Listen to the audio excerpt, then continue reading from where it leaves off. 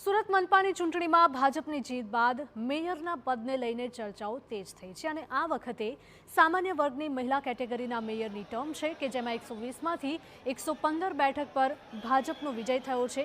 પાટીદાર ગઢમાં આ વખતે ભાજપને મળ્યું છે મજબૂત સમર્થન।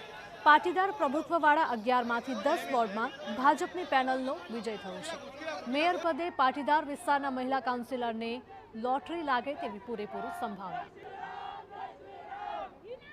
તો બીજી તરફ સુરત મનપામાં ભાજપની પ્રચંડ જીત સાથે હવે આ વખતની ટર્મમાં વિપક્ષ હશે પણ વિપક્ષ પદ નહીં મળે।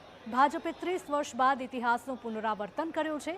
વર્ષ 1995માં 99 બેઠકમાંથી 98 બેઠક પર ભાજપે જીત મેળવતા વિરોધ પક્ષ બની શક્યો ન હતો, જ્યારે વર્ષ 2026માં પણ વિરોધ પક્ષ બની ન શકે તે પ્રકારનું પરિણામ સુરતની જનતાએ આપ્યું છે। અગાઉના નિયમ પ્રમાણે 10% કોર્પોરેટરો હોવા જરૂરી હતા અને બાદમાં 7 કોર્પોરેટરનો નિયમ બન્યો હતો, પરંતુ હાલમાં ચૂંટાયેલા આપ કે કોંગ્રેસ પાસે 7 કોર્પોરેટર પણ નથી, જેથી વિપક્ષી નેતા પદ નહીં મળે।